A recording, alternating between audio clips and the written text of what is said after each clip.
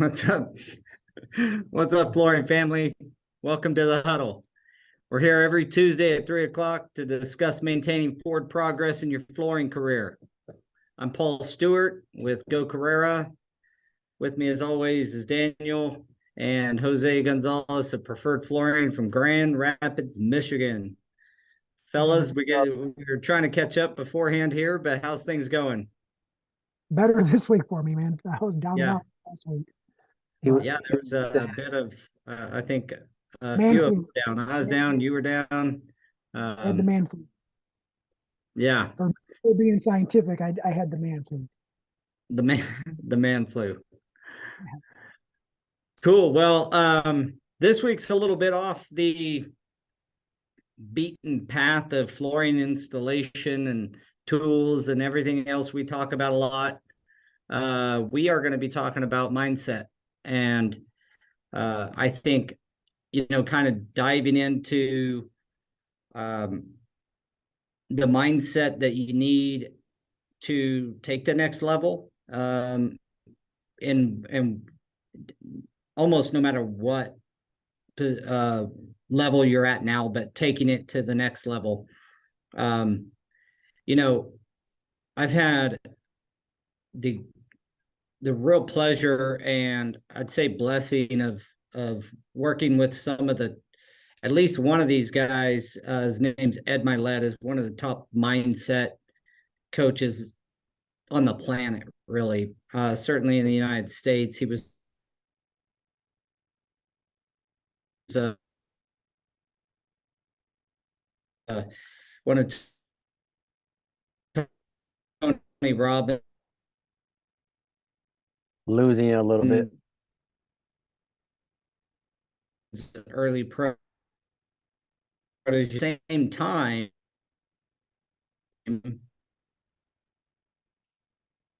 uh-oh, is that me? Yeah. We heard uh-oh.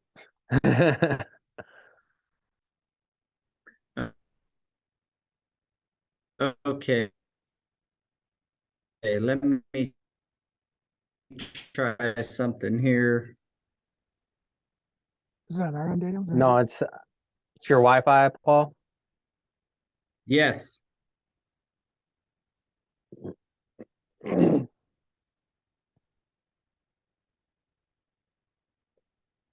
gonna try and switch over here. Get this fired up. Busting out the hotspot. Busting out the hotspot. There you go. Hopefully I don't lose you guys when this happens.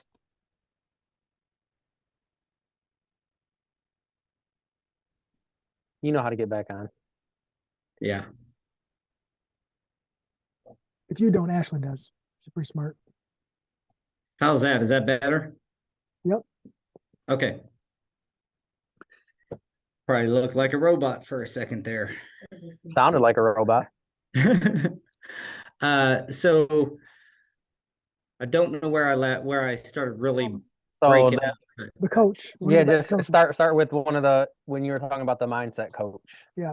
Okay, yeah. So I've had the real pleasure of learning from one of the best in the nation, probably the world, on mindset training. And once you go down the path of working on your mindset, it never stops, guys. And it's one of those things that I think is a real separator between high performers and people who kind of get stuck. And it's a good way to get unstuck. And his name's Ed Milet. He was one of Tony Robbins' proteges long time ago. He's built, I don't know how many fantastic companies, but he's owned companies in the hundreds and hundreds and hundreds of millions of dollars.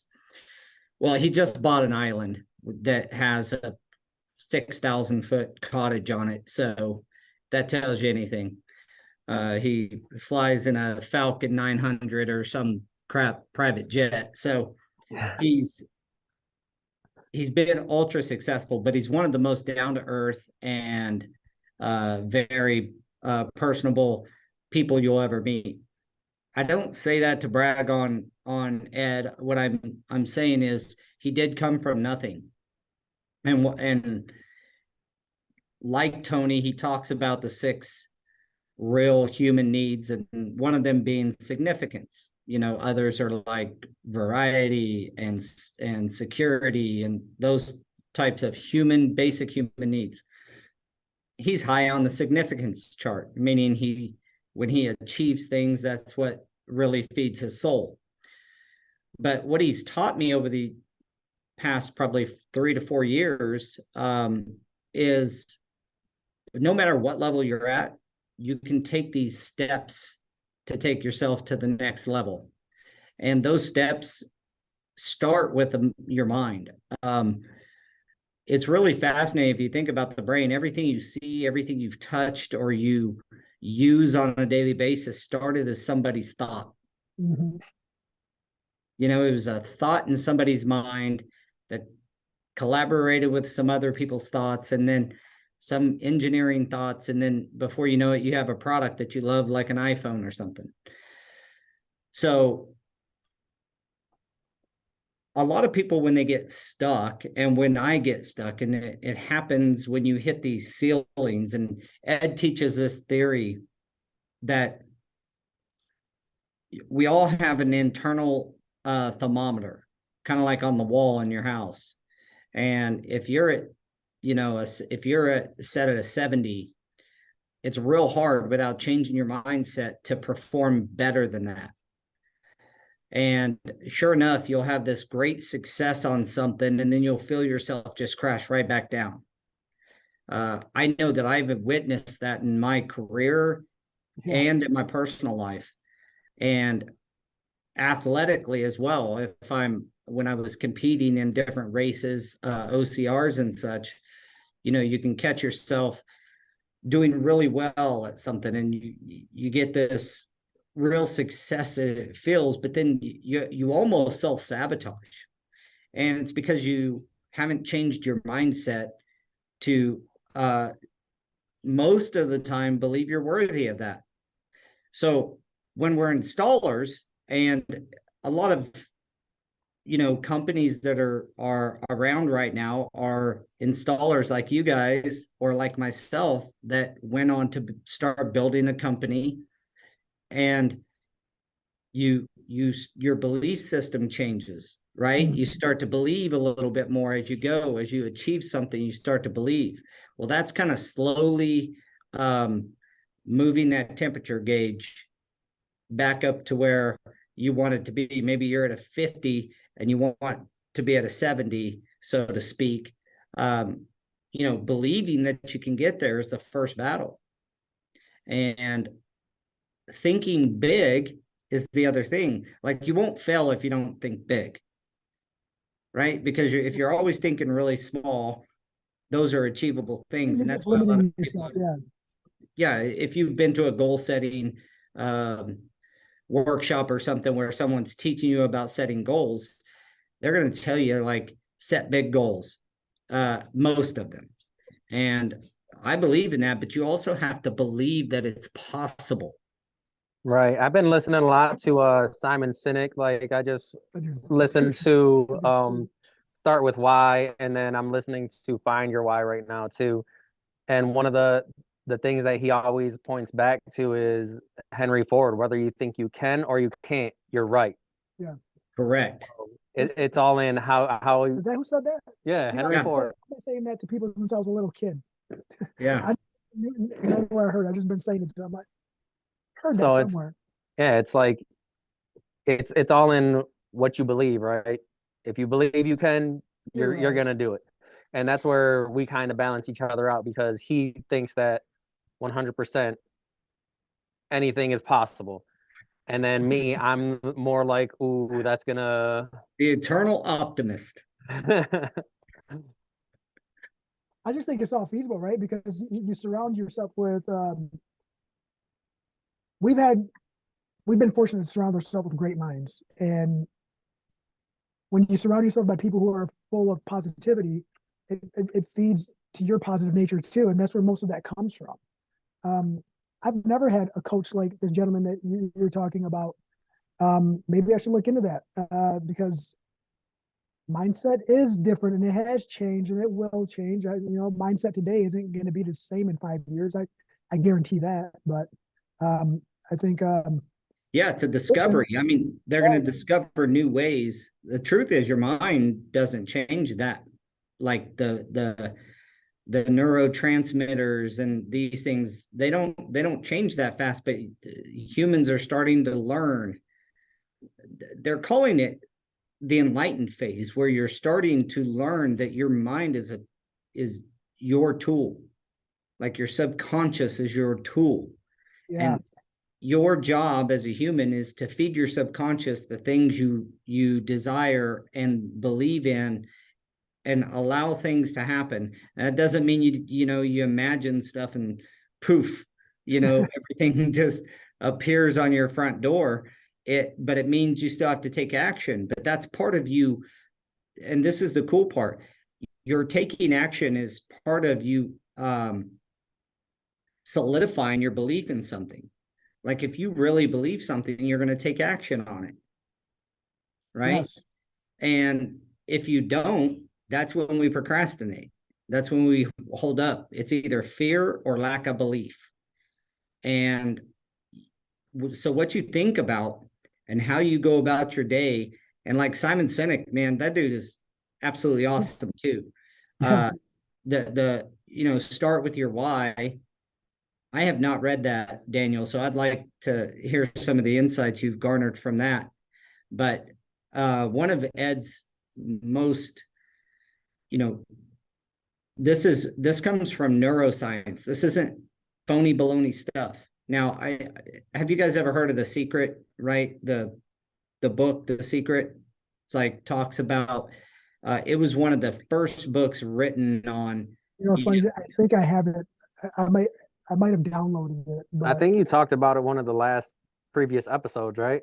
Yeah, I think I've referenced it. It's a little bit floofy for me, but it was the first book, one of the first books that really was talking about affirmations and speaking things into existence and all this stuff. It puts it in a way where almost the action is secondary, not as necessary, which I don't agree with myself. I think action is how you solidify your belief in something. So if you can dream it, you can achieve it, right? You've probably heard that saying before. And so, but the only way you convince yourself sometimes that it can be done is just by taking action.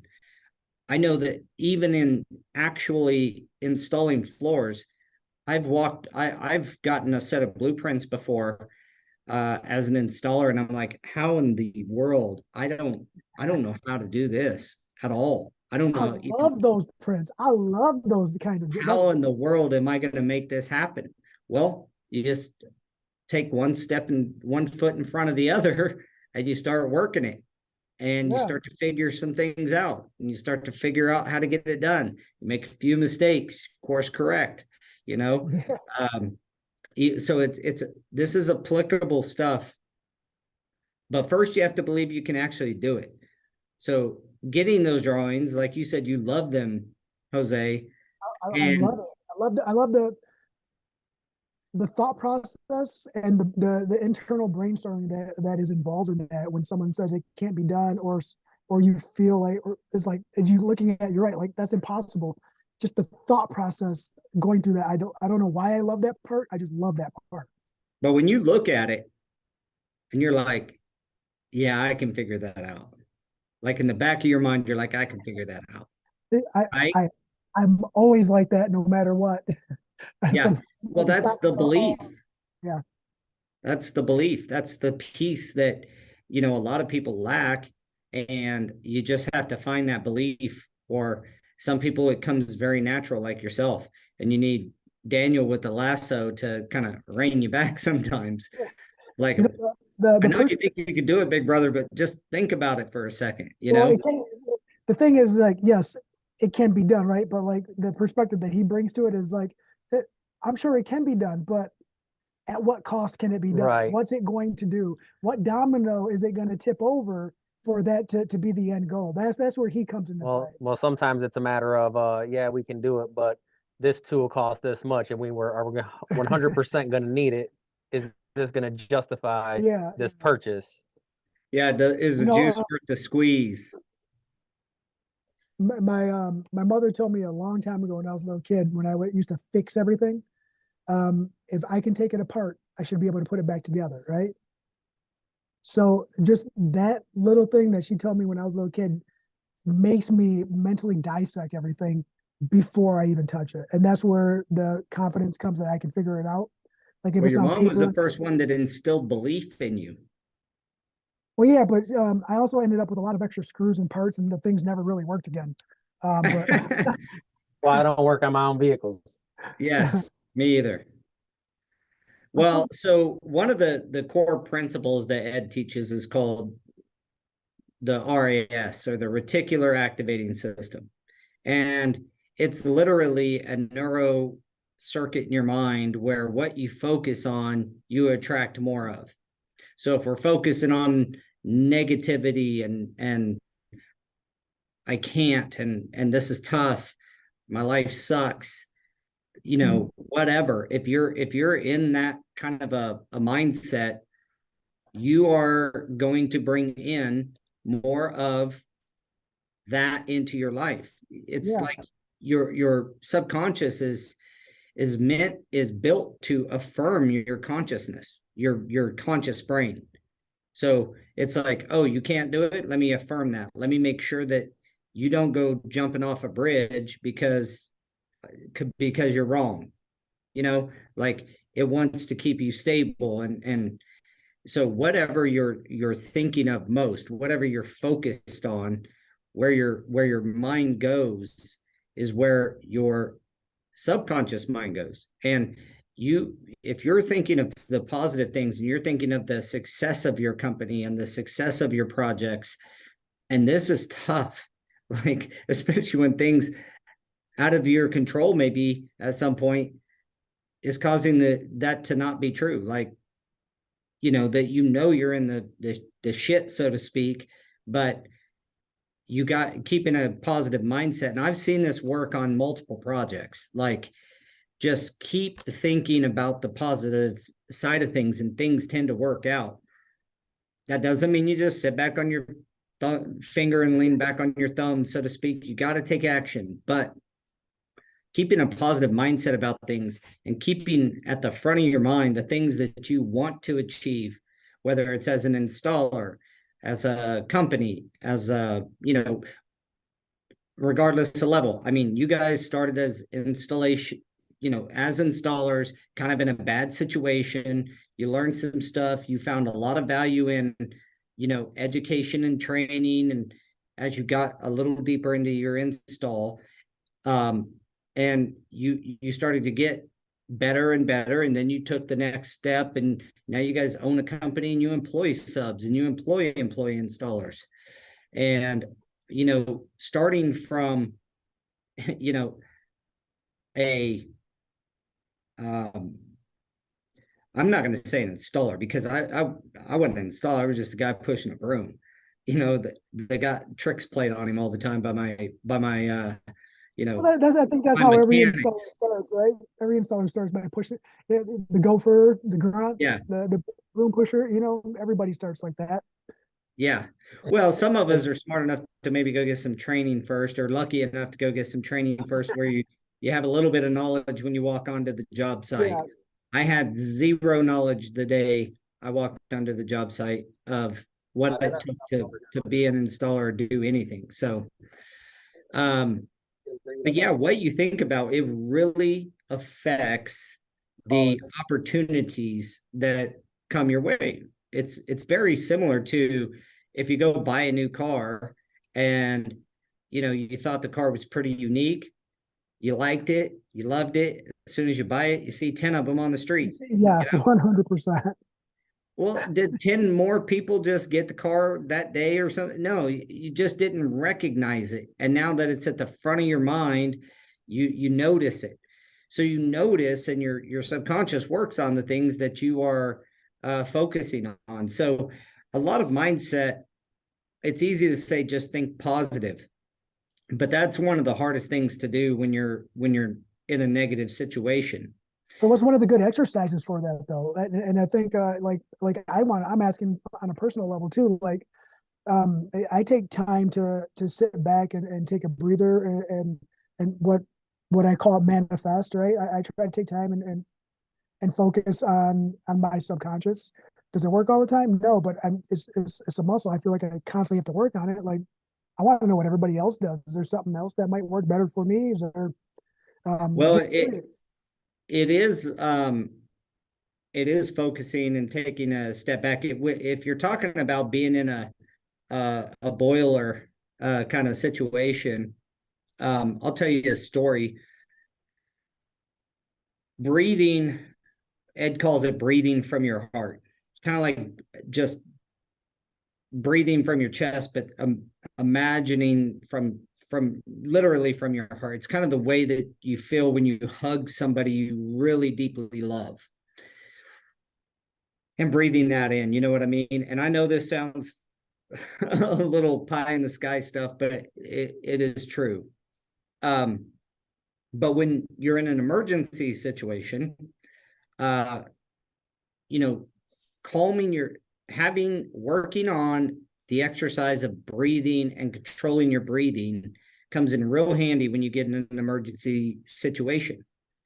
So I think I've told you guys about the time when I was in Las Vegas and I was on vacation, and I went down to the pool at the condo we were staying at, and I was going down to the swimming pool to check it out. My wife and family was not at the condo at the time. They were out enjoying the strip. And I went down to the pool, walked past the pool, get to the hot tub, and there's this little boy in the arms of another little boy that was probably like 9, and the little boy in his arms looked to be about 2.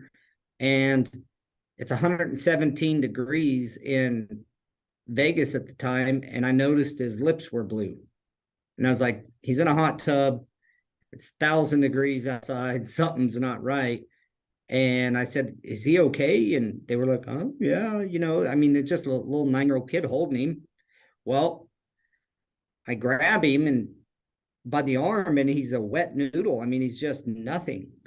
I lay him down and I immediately start CPR. And we fast forward that he was revived and lived, and we have contact with him now. But the point I'm going to make is his dad was active military at the time. They were only about 15 feet away, sitting in their lounge chairs, just honestly didn't know anything was wrong. But when the emergency broke out, his mind shut off, and he was bawling, and his wife was bawling, obviously, and a very intense situation. But it shows you, like, and nobody around me, there was probably 80 people there kind of gathering around. No doctor came and took over, no nurse came and took over. There was nobody there. It was just, and had he had to deal with that situation under the mindset he was in at that moment, it would have been dire. It would have been a completely different outcome, right? You're right, because you put that, when you say it like that, you're right. The perspective, the being able to, like you said, breathe through your heart, right? Take that breath and actually process what's going on. And instead of thinking about, oh, this is the worst outcome ever, this is not going to turn out, try something, do something, take action. You have to take action, right? Calm yourself and take action. And this isn't anything. This is a really kind of an emotional situation, obviously, with this little boy, but it was it's a big situation. but this works in small situations as well. The point is it's not like we just stood around him praying, hoping he's going to come to life all of a sudden. Right. Right. You had to get and take action. And not one time did I think he was going to die. Not one moment in that time did I feel like he was going to die. Is that positive It was mindset? belief. Yes. I just believed. Call it what you will, but he's alive today. And so, applying this to business, I didn't want to bring down the mood, but I just wanted to bring up, like, there's going to be these boilerplate moments where you're frantic. And sometimes it's in business. I don't know if you guys have been there before, but I've been there, where it's like the stress of the financial situation of a certain deal, like took over. And We're a small business, man. Nothing is for sure, right? We're just a small business. There's yeah, nothing that is certain, right? But I can certainly count on Daniel. He can certainly count on me. We all have our limits, but it's a small business. Like you get those boiler room scenarios a lot more than you'd like to admit. But is it really us internalizing and then saying, oh no, or is it really the situation is bad? Most of the time it's us reacting and then being reactive, but then the mindset does have to change in order to push through. Sometimes you got to walk away from each other and come back and finish the conversation, Yep. Yeah, those are all like real day-to-day stuff. Even, if you can keep that belief in yourself that you're going to do it. That's how you guys have done what you've done. You believed in yourselves. And if there's a message to the installation community of any installer out there that's wanting to start their own deal, maybe start a full service shop, you first really have to believe that it's possible, that you can actually do it. The how will come. Heck, you can jump on this podcast, go back and what episode are we on? 40 something. 40. We should be celebrating today. Number 40. Go back and listen to some of the episodes, and it'll help you through a lot of your struggles in business, a lot of your early struggles for sure that I went through, that you guys have went through. That would help them, right? So, but you do have to believe it's possible. The hows or the mechanisms or the day-to-day techniques, you can learn that, but you won't even try. You won't even take action on those things unless you believe that it's possible. And so what are your guys's, I kind of rambled there for a minute, but I was curious. Oh, I like it, man. I like listening to it. It's nice to hear other perspectives. I like to hear from someone else other than other people usually ask us. And, we're usually the ones telling. So it's very refreshing, man. Right. And it's crazy that I actually listened to Start With Why twice, and then and then now I'm listening to Find Your Why. And that's kind of what it's about. It's about mindset, right? And it's not only in business, everyone starts with, sometimes you don't know your why, but without understanding it, you don't know exactly what you're working for. And it's not, like you were saying, it's not a matter of the hows and the what's, it's what are you doing this for? And then all that can fall in place later. As long as you're striving for that goal the entire time, everything else can be learned. And that's pretty much what that book is about. Does it talk about that? One of the things I've learned is you'll get when I started my company, I just wanted to make some money. I thought Bugattis were on their way. I should have I had Ed back then, but my thought, I just wanted to make money. I thought I could make a bunch more money than I made laying floors for somebody else, and I was employee installer. So I did side jobs and some sub work, but I worked basically most of my time as a employee installer. And I just figured I just wanted money. and that'll get you a certain length in business. That'll get you a certain, you know, distance down the road. But at some point, it's not enough. Money is not going to be an enough driver, because you get to the point, and I got there, where I thought I made it. I mean, we did $2 million one year. In the third year we were in business, 2.4 million, and I thought we had made it. And it was more money than I had ever seen, or certainly ever, produced. Of course, that's revenue, not profit. So so I'm clear with everybody. I didn't make 2.4 million. Our revenues were 2.4, but we were pretty lean. We were only still at the time, we had a little bitty office and subbed out to a warehouse place, the warehouse, and our guys would go pick stuff up there at a United warehouse. And but my point here is that's it. I mean, the next year it was real tough to grow, partially because I had hit that threshold, right? Whether you call it your ceiling, or like Ed kind of puts the thermometer, I had hit the max of my thermometer, the max of my belief system at the time. And I had maxed that sucker out. And the only thing that could happen was either change my belief system, or cool off. And I cooled off, and I didn't know any better at the time. But hopefully this finds the one guy that's out there and is either going through or will go through something like that. And it's like, okay, instead of cooling off, let me think and change my belief system. Right. Let me up my belief. That belief system, what you just said right there too, like that happens a lot. Everybody plateaus mentally, right? It happens a lot, but instead of cooling off or anything like that, we try not to cool off, right? We understand that sometimes we have to take a couple steps back in order to take those next 5 steps forward, right? We understand that part.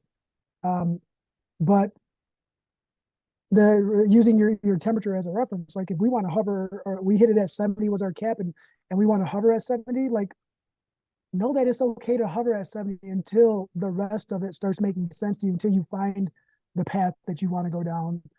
Because I know that we've hit that 70-degree marker a few times, right? And we've intentionally went back down to 50 on our own, and we unintentionally went back down to 50 on our with the business too. But it was always is a learning curve, right? We learned our lessons from it. We learned that, hey, we made a couple choices that didn't really work out. Let me ask you a question. Let me challenge you a little bit. Yeah. When you said that you cooled off to 50 on your own, do you think you really cooled off to 50 on your own, or was there fear or things that made you think that if we keep pushing, we're going to fail, and so let's bring it back down a few notches? I think it was at that point where you see that threshold, and it's like, if we keep on pushing this hard without having the right systems in place, it's going to crash and burn. Yes. So it's like you can kind of see that writing on the wall, where it's like, if we can keep on pushing, but eventually something's going to happen, and we're not going to have anything in place to mitigate what just happened, and then we're going to be pushing ourselves that much further behind. So what can we do now in order to kind of take your foot off the gas for a little bit, and then get something in place, so that way when you do hit that gas again, it's going to go even further than you could have if you would have just kept your gas on the foot on the gas in the first place. So the reason I asked that is because you decided to do less revenue or to pull back your company, but that doesn't necessarily mean you cooled off your temperature gauge. You were strategically planning then at that point. We call it approaching the hurdle, right? Yeah. You're at the hurdle. The hurdle came up on you. You're just walking. All of a sudden, the hurdle's right here, and you're like, "Shit! I've got to take at least a couple steps back to get a running start to clear this sucker." So you just approach the hurdle and you're like, okay, strategically, the best thing to do is take a couple steps back, but I believe I can clear the hurdle. Yeah, I guess you're right. You I know, guess I just got to take a couple steps back, get a little bit of running start, get 2 or 3 steps behind me, and then I can clear that sucker. Yeah, we never really changed our we never really changed the goal, but you're right. That's a way better way to put it. We never changed the goal and the next milestone we were trying to achieve. We just knew that at that moment with the cards that we had, that wasn't going to work to achieve that. So we had to go back and right. regroup. So I think like a while ago, you were talking about, when you first started, money, money, money. How can I make money, money, money? And then there comes a point in what you're doing that you realize it's like sometimes you have to realize that money is just a byproduct of your main goal. Yeah. Yeah, So providing value. Well, and that's where you finding your why is that's the piece that can elevate you to the next step. And belief, that's what brings the belief. A strong why, like whatever that is for each individual person, that's stronger than money. Money is the byproduct of providing value to the marketplace. That's it. That's the bottom line, right? That's how someone shows you appreciation for bringing something of value to them. Outside of that, if money didn't work that way, it'd be pretty worthless, right? So the value that you provide to the marketplace is why you get money, but your why is how you break through the ceilings or move your temperature gauge up. That's where you get your belief. That's where you get the gumption to believe that you can do something like build the best flooring company in Michigan, but then wait a second, maybe I'll build the best flooring company in the entire Midwest, or the most innovative flooring company, or I'm going to change the installation, industry, or a lot of the things that you guys have started to tackle has come from a bigger why than and money is just on the side. That it comes from providing value. And a lot of times you got to deposit in that penny bank longer than you'd like before that value turns into money. But Go Carrera for me has certainly been a pure labor of love. And all the time. What's that? That we advocate for you all the time, man. Just so you know, like I just wish people would understand. Like it's so hard for the installers not to understand. I'm like when we're explaining to them, we're not trying to sell them something. We're trying to help them, and it's because of the why, right? Like you said, I needed money. That's why I started working. Once I started working, it wasn't no longer about the money, as I was making friends. That's why I was working. And then it was like, oh, now I can buy things for myself. Now I can do more things. And everybody's why, my why changed again when like it evolved. When my son was born, my why changed. It went there's one of our biggest whys for most people, most men. The big why is family. Trying to provide something, a better experience for your children than what you may have gotten. That's a huge why. And then sometimes maybe you grew up great. You want to emulate and at least meet the experience you had, but you want to maybe spend more time than, it's really rare to have, I know my kids, like I gave them a way better life, like multitudes better than I was given, but I was somewhat absent, there was a cost to pay. There was a price to pay for that. And you know what I'm saying? So I'm sure they, my daughter in particular, she's the only one with kids right now, thank goodness. But really values the time with her children, and that's a big piece, probably trying to, a part of that is like, you can't buy that back.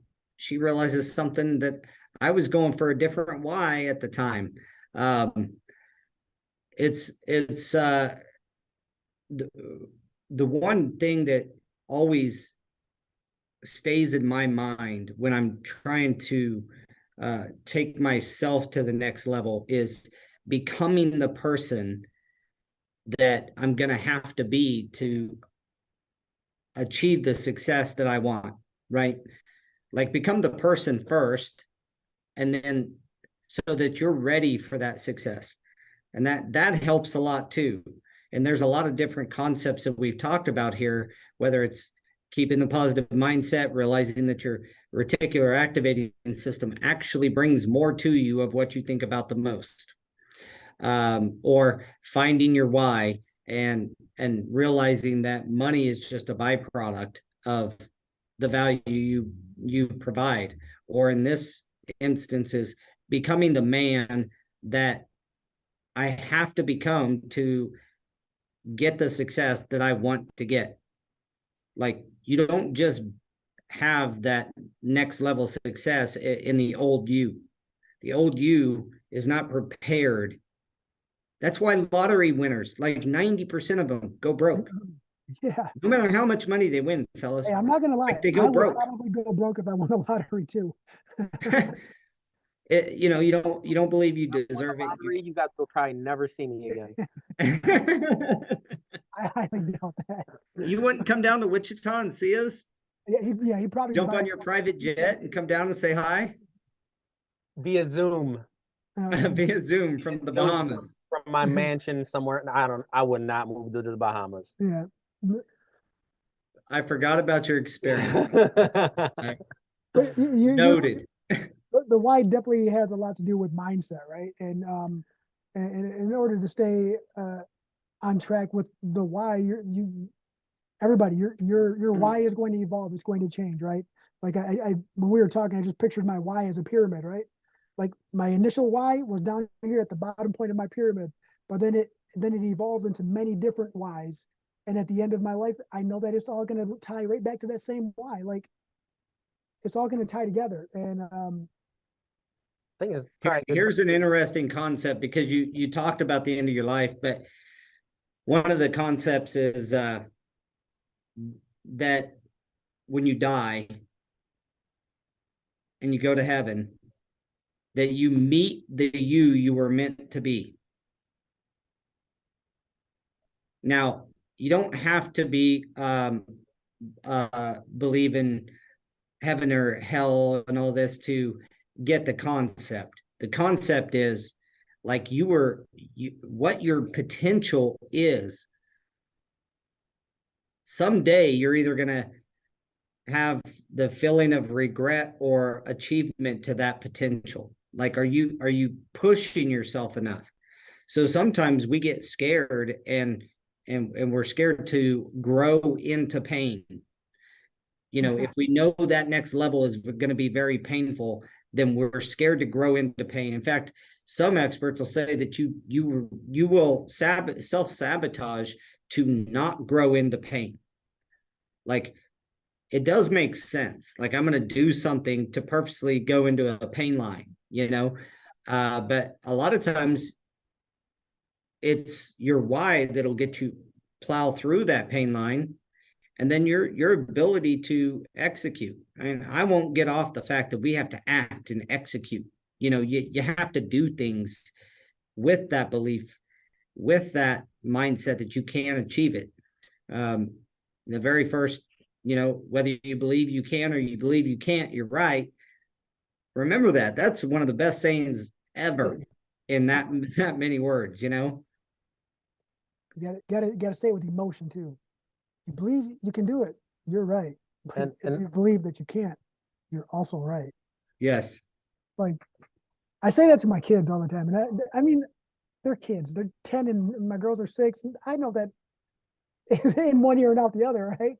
But no, it matters. One time it's going to stick. One time it's going to stick, and it's going to well, as it's almost like a crop duster. As it's flying through, it's just leaving a little bit of stuff each time. I hope so. I hope so. And it does suck to sound like so cliche and do that. But it's so true.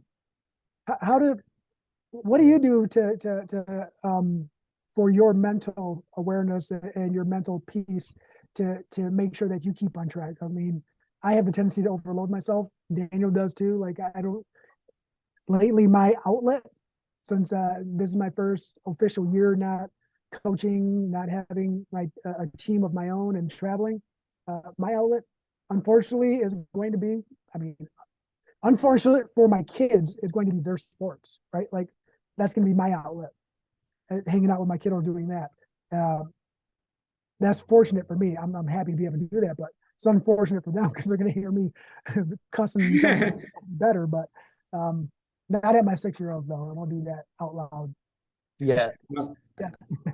I think, well, you're reaffirming your why every time you go there, every time you're coaching, so I think, for me, realizing that I've been real selfish in my life.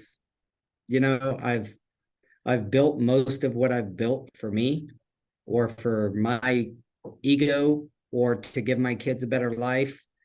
But, there's some good in there, but a lot of it was built on, my ego. Now I'm really going through this drudgery of working on Paul to serve other people, to get better and to care about other people and to make a difference in other people's lives and not just my own. I was pretty selfish. Maybe that's warranted because I mean, if I took an hour to tell you about my life, you might, you could probably understand at least, but have you, it brings to thought the movie. Have you guys seen that movie, Bruce Almighty? Yeah. When God goes back to him and is like, you've had my powers for over a week. And what have you done? He's like, I'm righted a few wrongs in my own life. Okay. And he got back to people. He went and got, the girl that he, at some point, that's what I'm saying is your reasoning and your whys and your belief systems kind of change as you go. And it's still I try to keep my, first off, goals are like paramount. We've had a goal setting podcast before. I think that kind of keeps the target out in front of you where you have something to aim at on the hard days. Clearing your mind and giving yourself a break from the day-to-day just barrage that happens in business, and then rewarding yourself. Maybe, coaching your kids is very rewarding for you, but find ways to reward yourself. It doesn't have to be material, or it could be material. There's been times where I'm like, I want this XYZ. Well, if I want that, frankly, I could probably go buy it right now, but I force myself to almost earn it. Like, yeah, well, if I do this, this, and that, like these 3 things, and it's not even tied to money a lot of times. Like if I wanted to get I'm getting ready to, for the first time in 25 years or 30 years, probably, I'm not going to have a truck. I'm getting rid of my truck and I'm going to drive a car.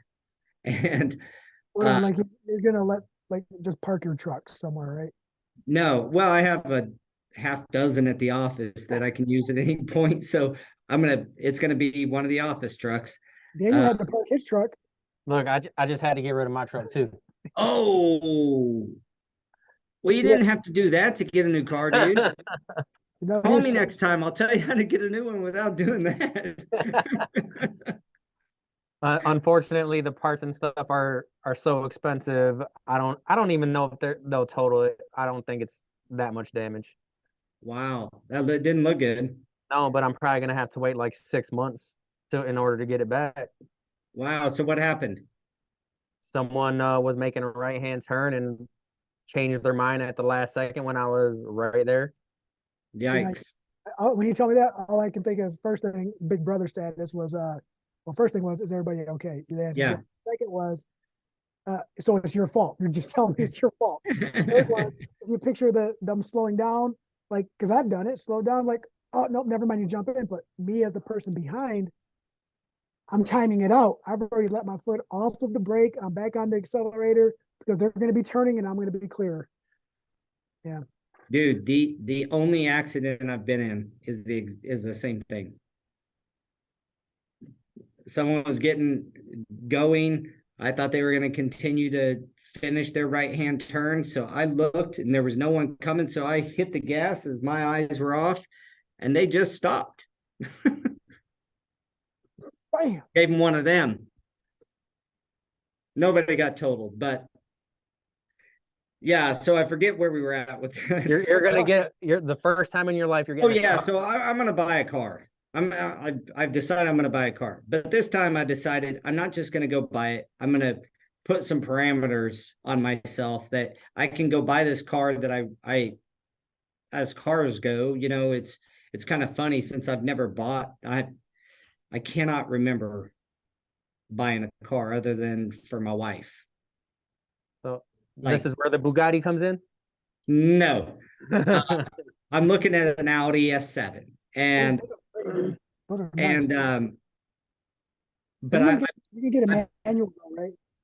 What's that? Yeah, it's manual. Oh yeah. Yeah. Well, no, this is automatic. Sorry, I'm not gonna drive every day on a manual. Now I drive my toy's a manual, and I learned on a manual, so I think that's a valuable lesson. Make sure your kids learn how to drive that. But the point is, I'm just using it as a reward system. I'm trying this out instead of just going and buying the car. I've put a couple of small goals in my head, like do this and do that and do this and achieve these few things. And it's not dollar for dollar. It's not like, okay, go make, $85,000 and then you can go buy the car. That's not what I'm doing. I'm just trying to give myself a couple of little kicks in the butt that I need on a couple of items. And if I get those items done, some stuff that Paul Stewart's procrastinated on, I go buy the car. So it's kind of like what I do with the kid. Like when I grew up, or when my kids are growing up, is dad, like, what's the thing? V-Bucks now. Like, dad, can I get some V-Bucks? Well, you're asking me for something, but you haven't shown me anything. Like, show me something, and then you can get rewarded, right? With V-Bucks. You're doing that for yourself. No, you know what? That's actually a good idea. The point to that is, we have talked on this podcast about rewarding your employees and showing them appreciation, but how often do we do it for ourselves? So that's really where that was going. Like, you guys reward your employees, we reward our employees. You want to make it like any business coach, I shouldn't say any, but a lot of good business coaches will, tell you to make sure your team knows that you appreciate them, to show appreciation, right? And reward your team, but also, that appreciation piece. So how often do you do that for yourself? Care about you too. And that's part of the mindset of belief and achievement is we need to reward ourselves a little bit too. So just, I think that is kind of where my mind is at right now on that particular item. We'll see how it works out, and hopefully if I knock it out of the park, I'll get the car sooner than later. And then if I procrastinate any longer, then it might, be a few more months down the road. But yeah, so just to recap real quick, I cannot believe an hour has went by. Jeez. Really? Yeah, 54 minutes. Can you believe that? Wow. So we've talked about keeping a positive mindset, understanding that your reticular activating system does bring more into your life, more trying to affirm what your conscious mind's thinking. It's gonna bring more of that to reaffirm yourself. That's its job. And we talked about probably one of the biggest things is your why. And so I'm glad you brought that up, Daniel. What, we got another 5 minutes here to finish up. Sometimes we just close it out right here, but I'm curious, what is your favorite kind of insight from that book? Because I want to read it. It's just how Why is the why so important? So he talks a lot about like Apple and Steve Jobs, and if you have watched the Steve Jobs movie with Ashton Kutcher at all, it kind of what he wrote kind of you see play out in the movie and in Steve's life. It's he had an idea in his head that he wanted to get, this user interface that everyone can use. When you really think about it, when they brought the Apple, what was it, the Apple One Macintosh. This was before the Macintosh. They were like, his mindset was everyone needs one of these, and no one could see it because it wasn't a thing at the time. But his mind wasn't set like right now. His mind is, was already 20 years in the future, and it's essentially that. It's, what do you do? Why are you doing what you're doing? And in our case, we've always preached, the value that our installations bring to people, and never veering from that. It's what we're there to do every single day. And there's going to be people that don't share that mindset, and that's 100% fine, because he kind of got into Apple and Microsoft, where it was Apple was based on the quality of the experience, where Microsoft was as the software. They both had kind of the same goal, but that's why Steve Jobs wasn't like anyone can use this. He was, I'm going to perfect this, and it's going to be its own ecosystem, as opposed to Microsoft, where everyone can use it. And he even explained it himself, to where he said he was a fan of Apple for a long time, even though he never owned an Apple, just because what the company stood for. And it's for me, it's that's why our slogan is setting the standard one installation at a time. It's I'm not going there to essentially practice on your stuff. That's why we do practice here, because I'm trying to up that level in every single thing that I do. So if I'm, we had a meeting with Nora by Interface, last week, and he said it right. It's like we're there to do the best job, because even if someone can't necessarily afford, that best job, or what some people would say, they can't afford gold. It's if they can only afford bronze, that is their gold. So they deserve the same type of installation that you would if you were installing that gold product, even though it's not necessarily that gold product. Not everyone is on that same level, but it's that's their livelihood. It's their investment. That's their investment. That's what they could afford. That is. I got to give you props. That's a wonderful thought. It's a wonderful thought that just because they can afford what the market calls bronze, that is their gold. It is their. That's a wonderful thought, and one that every damn installer should keep on the top of their mind when you're out installing. Right. Whether you're installing a rag or a $80 a yard wool, that's someone's gold. That kudos, guys. That's an awesome thought. And I think that's a big takeaway from there. It was that. It sucks that it came out like that. The gold, their bronze is their gold.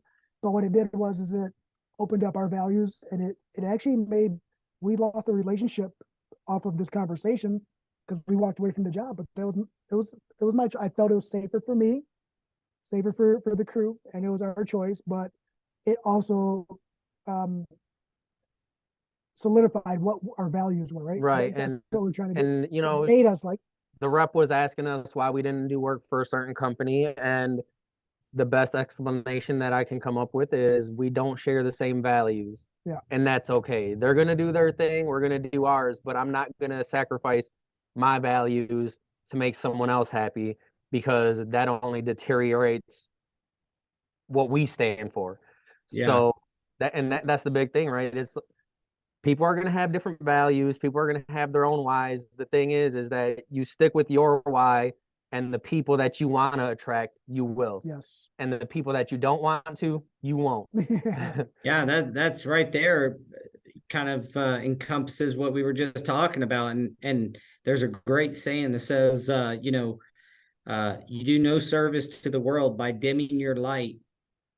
Let me see if I can say this right. By dimming your light for the comfort of others, like because you shine too bright, and it may make other people go uncomfortable.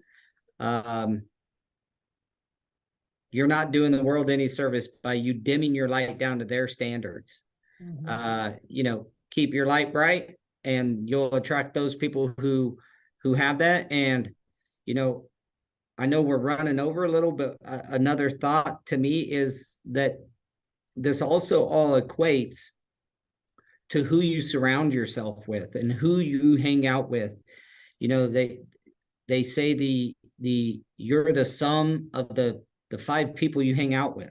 Like that's who you are.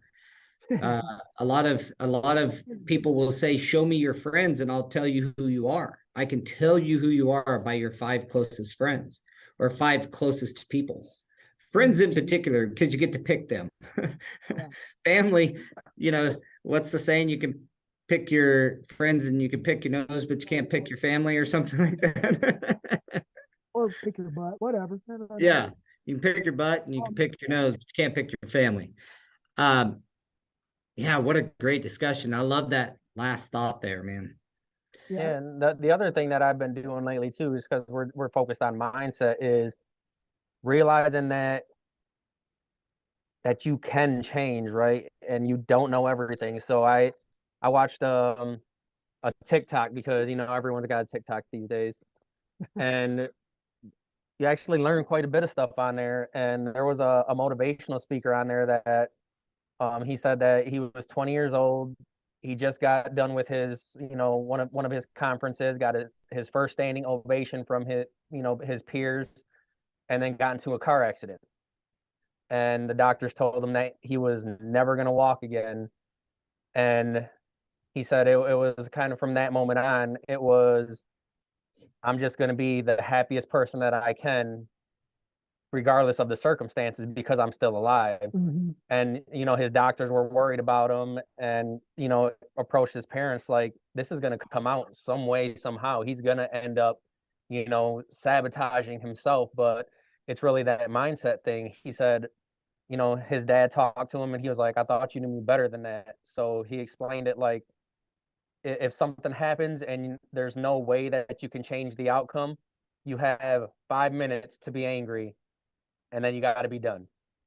So I've been trying to implement that, and it's really hard to change, but that comes with practice too. It's a muscle, dude. It's a muscle, man. You got to do that. So I've been trying to you got to let some things go in order to move forward. Yeah, shedding the skin of your old self on a big level like that it's hard, man. It's hard to let go of that comfort of who you are and operate in the same, and operate in a different way, or think in a different way.